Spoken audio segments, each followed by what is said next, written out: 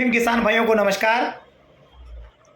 आप हम सभी बड़े उत्सुक हैं कि आने वाली अफीम नीति 2024-25 कैसी रहने वाली है।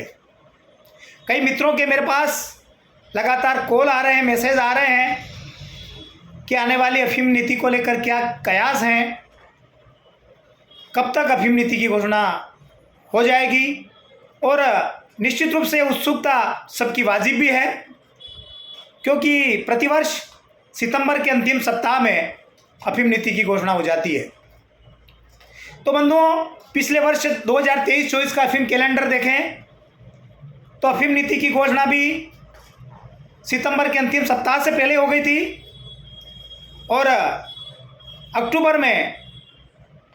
अक्टूबर के पहले सप्ताह से ही भी अफीम लाइसेंस के वितरण का कार्य आरंभ हो गया था, जिसका परिणाम ये रहा कि अफीम किसान समय पर अफीम की बुआई कर सके। पानी की कमी के कारण या अन्य मौसम जनित बीमारियों के कारण अगर हम देरी से अफीम बोते हैं तो अफीम का उत्पादन प्रभावित होता है। तो सरकार ने, हमारे जनप्रतिनिधियों ने हमारी भावना को समझा और अफीम नीति को शीघ्र घोषित करवाया और शीघ्र अफीम लाइसेंस का आवंटन करवाया। साथ ही साथ आप सबको ज्ञात होगा, अफीम का तोल, एक रिकॉर्ड समय में अफीम का तोल संपन्न हो जाना और समय पर अफीम का परीक्षण परिणाम भी मिल जाना और भुगतान प्राप्त हो जाना, निश्चित रूप से जो चालू अफीम फसल वर्ष है इसमें बड़े ऐतिहासिक रूप से समय पर किसानों को परिणाम मिला है और पूरी तरीके से पारदर्शी तरीके से अफीम किसानों को परिणाम मिला है। साथ ही साथ जिस प्रक्रिया के तहत CPS के अफीम का डोड़ों का तोड़ किया जाता है, उसमें भी अनावश्यक देरी होती है। वो भी हमारे सांसद सुधीर गुप्ता जी की सजगता से शीघ्र अफीम का तोड़ और तोल संपन्न हुआ। तो सभी अफीम किसान भाइयों से मैं सांसद सुधीर गुप्ता जी का हृदय से धन्यवाद ज्ञापित करता हूं। बंधु, आने वाली अफीम नीति कैसी रहने वाली, ये तो भविष्य के गर्त में है, हम सब केवल अनुमान लगा सकते हैं। किंतु जो पहल हमारे जनप्रतिनिधियों ने, हमारे दोनों ही सांसदों ने की है, निश्चित रूप से उसके परिणाम हमें देखने को मिलेंगे। विगत 9 जुलाई को मध्य प्रदेश इकाई की अफीम सलाहकार समिति की बैठक नारकोटिक्स कमिश्नर के ऑफिस में नीमच में संपन्न हुई थी, जिसमें किसान प्रतिनिधियों ने अपनी अपनी बात को, अपनी अपनी मांगों को और अपने अपने सुझावों को विभाग और माननीय सांसद महोदय के समक्ष रखा है। तो हम ये आने वाले समय में उम्मीद कर सकते हैं जो अफीम की नीति की घोषणा होगी वो हमारी भावना के अनुरूप ही होने वाली है, क्योंकि 2014 के बाद से अफीम नीति का इतिहास देखें तो जिस तरीके से अफीम किसानों को विभिन्न माध्यमों से, अफीम के विभिन्न नियमों से ऐसे कटे हुए वंचित लाइसेंस मिले हैं, लंबित लाइसेंस मिले हैं, निश्चित रूप से आज अफीम के रकबे में भी उल्लेखनीय वृद्धि हुई है और अफीम के लाइसेंस की संख्या में भी उल्लेखनीय वृद्धि हुई है। विगत वर्षों में ऐसे कई लाइसेंस विभिन्न कारणों से रुके हुए थे, उन सबको बहाल करवाने का काम हमारे सांसद महोदय ने और हमारे सभी जनप्रतिनिधियों ने किया है। निश्चित रूप से वो स्तुत्य हैं और धन्यवाद के पात्र हैं। जैसा कि आप सबके कॉल आ रहे हैं कि अफीम नीति में क्या क्या ऐसे समावेश हो सकते हैं जिससे अफीम किसानों को लाभ मिले, अधिक से अधिक किसान इस अफीम नीति में लाभान्वित हो। तो आपकी जानकारी के लिए बता दूं कि हम सभी किसान प्रतिनिधियों ने बैठक में उपस्थित होकर के नारकोटिक्स कमिश्नर महोदय और सांसद महोदय को अवगत कराया था। आप सब किसान भाइयों की भावनाओं से, आप सब की मांगों से हमने अवगत कराया है कि शासन ने, भारत सरकार ने आगामी वर्ष 2024-25 की पात्रता के लिए 5.9 किलोग्राम की जो अहर्ता पॉलिसी की घोषणा के समय की थी, उसमें शिथिल करने की बड़ी आवश्यकता है, क्योंकि 5.9 की जो औसत है, जो परीक्षण परिणाम फैक्ट्री से हमें मिले हैं, उसका हम अध्ययन करें तो अधिकांश किसान उस अहर्ता को पूरा नहीं कर पाएंगे। तो सबसे पहली हम सभी किसान प्रतिनिधियों की वहाँ पे मांग थी कि उस 5.9 की जो मार्फिन के लिए जो अहर्ता है आगामी वर्ष 2024-25 के लिए, उसमें शिथिल करके हमारी सबकी यही मांग थी कि 3.5 किलोग्राम या 3.5 किलोग्राम प्रति हेक्टर की मार्फिन औसत के आधार पर अफीम के लाइसेंस लांसिंग वाले, अर्थात परंपरागत से लूनी चीनी जो हम करते हैं, उन लाइसेंस को प्रदान किया जावे। तो निश्चित रूप से अब हम सभी देखेंगे आने वाली जो अफीम नीति आने वाली है उसमें कहीं ना कहीं उन सबका परिणाम हमारे जनप्रतिनिधियों का, हमारे सांसद महोदय का और अफीम उत्पादक जो क्षेत्र हैं भारत में, उन सभी सांसदों की जो परिणाम है, उन सब की जो प्रयास है, वो परिणाम फलीभूत होंगे।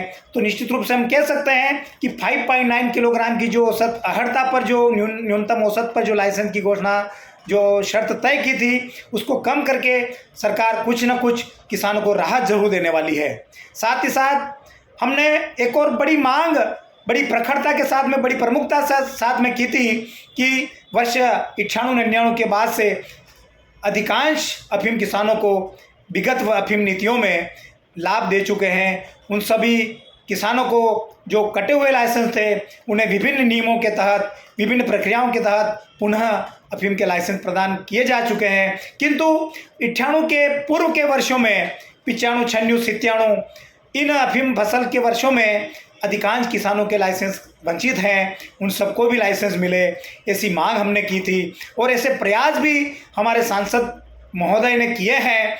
निश्चित रूप से कुछ और भी अफीम किसानों को इसमें जोड़ा जाएगा, ऐसी आशा और उम्मीद हम कर सकते हैं।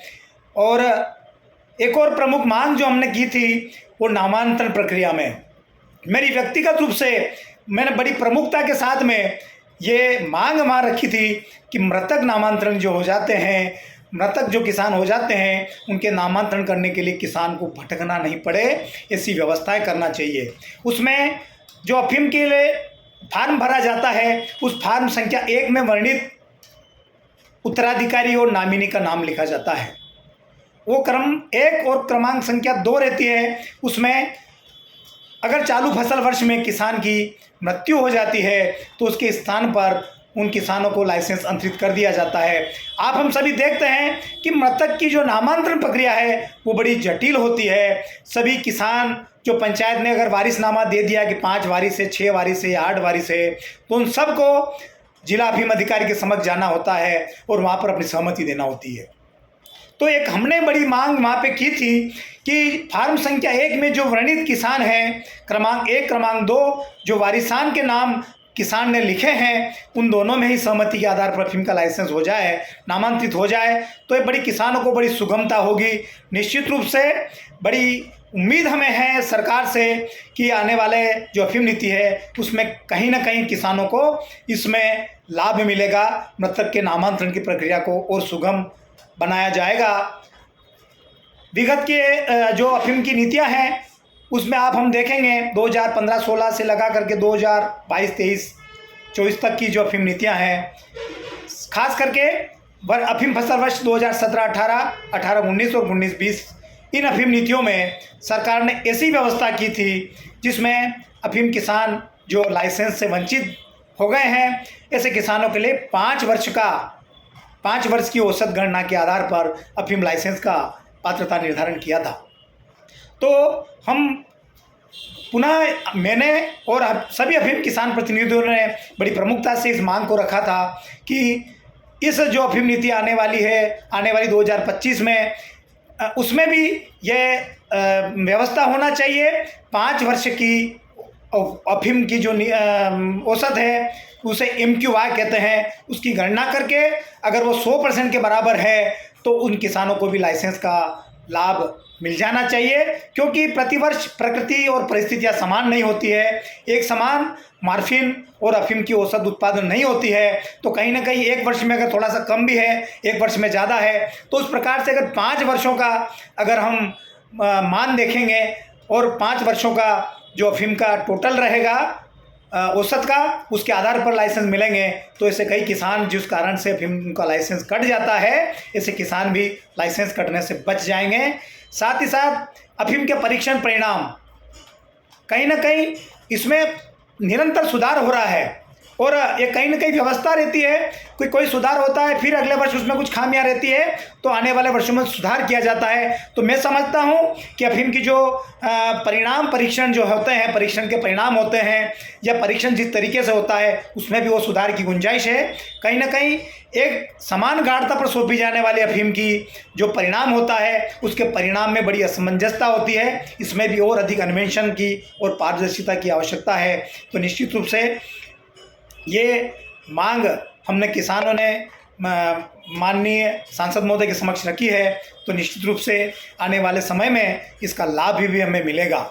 साथ ही साथ सीपीएस वाले जो किसान हैं, विगत 3-4 सालों से जो सीपीएस की खेती कर रहे हैं, हमारी एक और मांग उन किसानों के लिए भी है कि जिन अफीम किसानों का जिन्होंने सीपीएस का लाइसेंस जिनके पास है, उनकी औसत उपज अगर सर्वाधिक है और उन 3-4 वर्षों का जो उनकी औसत जो है वो सर्वाधिक है, उसके लिए भी कुछ पैरामीटर तय कर दिए जाएं कि सर्वाधिक जो औसत है उस मानदंडों को जो किसान पूरा करेगा, उन किसानों को पुनः लूनी चीनी वाला अर्थात लांसिंग परंपरागत रूप से जो अफीम की खेती करते हैं वो लाइसेंस दिया जाए, ऐसी मांग हमने की थी। तो हम उम्मीद कर सकते हैं कि अफीम नीति में इसका भी कहीं न कहीं समावेश हो। और एक और मांग जो हमने की है वो है अफीम की मूल्य वृद्धि की। बंधु, आप हम सभी जानते हैं कि अफीम की खेती में जितना लागत, जितनी खर्च और जितना जोखिम होता है उतना अन्य फसल में नहीं होता है। जो अफीम का सरकार जो भुगतान देती है वो ऊंट के मुंह में जीरे के बराबर भी नहीं है। इसीलिए हमारी ये मांग थी कि विगत 10 वर्षों में अफीम का मूल्य वृद्धि नहीं हुई है, तो अफीम का मूल्य वृद्धि होना परम आवश्यक है। किसान को उसकी औसत, उसकी जो सौंपी जाने वाली सरकार को जो उपज है उसका वाजिब भाव मिलना चाहिए। तो न्यूनतम रूप से कहीं ना कहीं 20,000 रुपये किलो का अगर अफीम की मूल्य अगर मिलेगा प्रति किलो का, तो निश्चित रूप से किसान लाभान्वित होंगे। और साथ ही साथ लाइसेंस वितरण व्यवस्था, विगत वर्ष में आप हम सब ने देखा होगा कि लाइसेंस वितरण की प्रक्रिया को ऑनलाइन किया था। ऑनलाइन और ऑफलाइन दोनों व्यवस्थाओं से लाइसेंस मिले थे, किंतु कहीं ना कहीं और इसमें इस वर्ष और सुधार की गुंजाइश है। लाइसेंस वितरण व्यवस्था, अफीम के तौल की पंजी, किसानों को सूचना संप्रेषण, अफीम नीति में कौन किसान पात्र है, ये पूरी गोपनीयता के साथ में वो सूची किसान तक पहुंच जाए, सीधे वेबसाइट के माध्यम से प्रदर्शित हो जाए, तो कहीं ना कहीं बिचौलिए जो दलाल प्रवृत्ति के लोग हैं वो किसानों का शोषण करते हैं। कहीं ना कहीं से अप्रिय समाचार भी हमें मिलते हैं, तो इसमें बड़ी लगाम लगेगी। और जो अफीम के लिए पात्र किसान हैं उनकी जो सूची है पूरी गोपनीयता के साथ में वो वेबसाइट पे प्रदर्शित की जाए, तो निश्चित रूप से किसान शोषण का शिकार होने से बचेंगे। साथ ही साथ अफीम नीति में जो सामान्य नियम होते हैं, सामान्य शर्तें होती है, वो किसानों के हित की बने, किसान को अनावश्यक रूप से परेशान नहीं होना पड़े।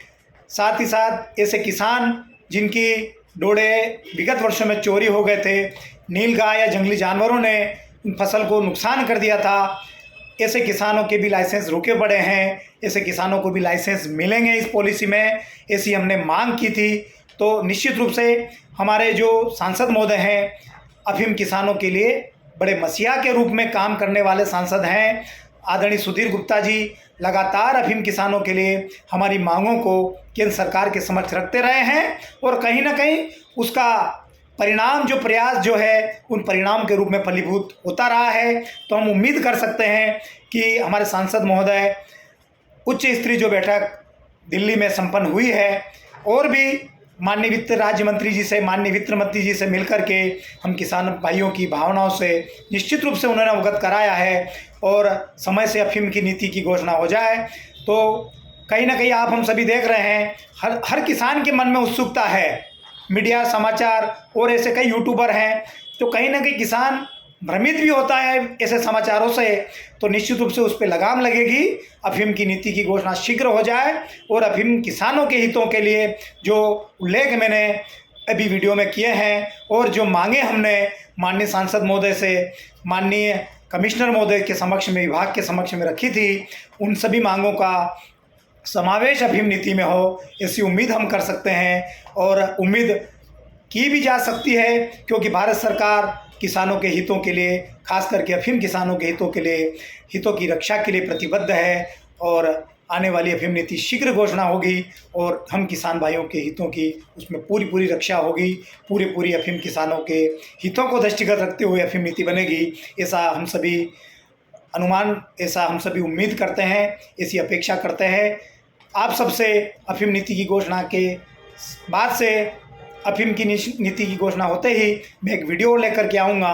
अफीम किसान भाई शोषण का शिकार न बने, किसी ऐसे दलाल प्रवृत्ति के लोगों से दूर रहें। कोई अनुचित मांग करता है, मैं आपका लाइसेंस दिला दूंगा, मैं आपका लाइसेंस रुका हुआ वंचित है, मैं उसे दिला दूंगा। उसे किसी प्रकार के आर्थिक शोषण से किसान भाई बचें। और कोई ऐसे अनावश्यक रूप से राशि की मांग करता है तो उच्च अधिकारियों को इसकी सूचना दें या मुझे अवगत कराएं। मैं माननीय सांसद महोदय से आप सबकी भावनाओं से अवगत कराऊंगा। निश्चित रूप से अफीम किसानों का और सभी किसान भाइयों का शोषण नहीं होना चाहिए।